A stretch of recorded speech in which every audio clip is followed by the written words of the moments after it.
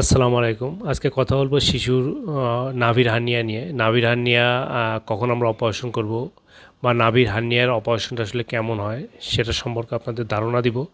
প্রথমে আসি যে নাভির হার্নিয়া, নাভির যে আম্বিলিকাল রিং থাকে এটা যদি কোনো কারণে বন্ধ না হয়, ওপেন থাকে যেটাকে বলে প্যাটেন্ট, প্যাটেন্ট যদি থাকে তাহলে পেটের নাভির নাড়িগুলা যখন পেটের প্রেশার পড়বে তখন এটা বেরিয়ে আসবে এবং যখন পেটের প্রেশার কমে যাবে তখন এটা ভিতরে চলে যাবে। সাধারণত দেখা যায় যে বাচ্চা যখন কান্নাকাটি করবে, খেলাধুলা করবে তখন এটা আপনার বের হয়ে যাবে। আবার যখন বাচ্চা ঘুমিয়ে থাকবে তখন দেখবেন যে এটা নাই, এটা পেটটা স্বাভাবিকের মতো।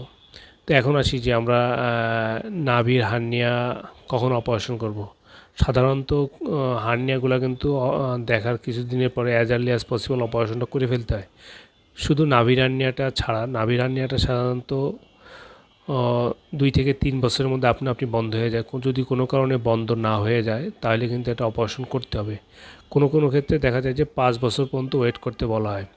কোনো বাচ্চা যদি 5 বছর পরেও যদি নাভির হার্নিয়া না বন্ধ হয় তাহলে অবশ্যই অবশ্যই অপারেশন করতে হবে। নাভির উপরে নিচে যদি হার্নিয়া থাকে সেগুলো কিন্তু আপনার ইমিডিয়েট অপারেশন করতে হবে। শুধু নাভির যে আম্বিলিকাল রিং আছে, মানে নাভির মাঝখান দিয়ে যেটা হার্নিয়াটা হবে সেটা কিন্তু শুধু আপনার ওয়েট করতে পারেন, বাকিগুলো কিন্তু ওয়েট করা যাবে না। আরেকটা হলো যে হার্নিয়া যদি খুব বড় হয় অথবা যদি হার্নিয়াটা ধীরে ধীরে বড় হতে থাকে, ধরেন আগে ছিল 2 সেন্টিমিটার, এখন সেটা 3 সেন্টিমিটার হয়ে গেছে।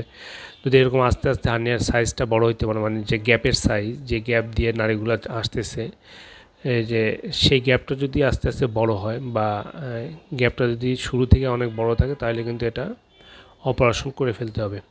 আরেকটা হলো যে হার্নিয়াটা এমনভাবে থাকবে যে অনেকটা হাতির সুরের মতো দেখা গেল। নাভিটা আপনার ছবিতে দেখলে বুঝতে পারবেন যে নাভি পেটের সুরের হাতির সুরের মতো এর বের হয়ে আসতেছে, মানে নাভি দিয়ে নাড়িটা এরকম করে বের হয়ে আসতেছে। যদি এরকম থাকে সেই ক্ষেত্রেও কিন্তু আগেই অপারেশন করতে হবে।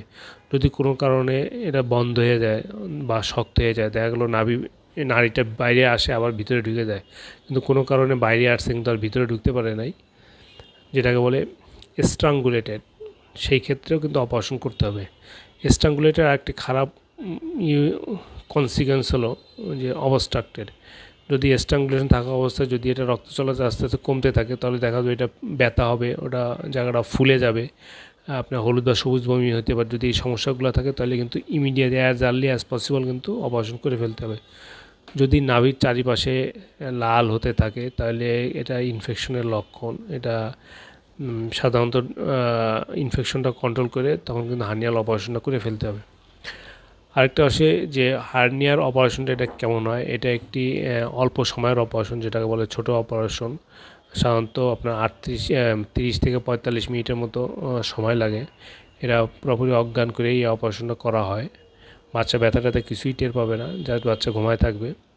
আর এটা অপারেশন করার 1 দিন বা 2 দিন পরে কিন্তু আমরা ছেড়ে দিই। সাধারণত যেদিন অপারেশন করি তার পরের দিনই কিন্তু আমরা ছেড়ে দিই।